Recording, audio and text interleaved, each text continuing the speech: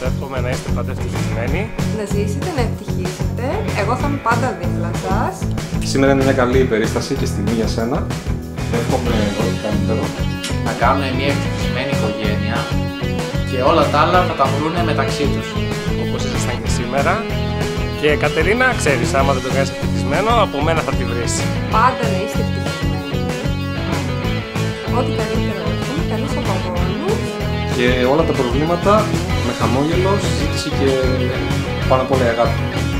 Και να μην έχει κανένας άλλος λόγος στο ζευγάρι. Μόνο της να είναι. Γεια σας. Πού να φανταζόμουν ότι από ένα τυχαίο σκούντιμα στην πλάτη για να σε ρωτήσω σε ποιο φωτοτυπάδικο να πάω στη Μελενίκου για σημειώσεις,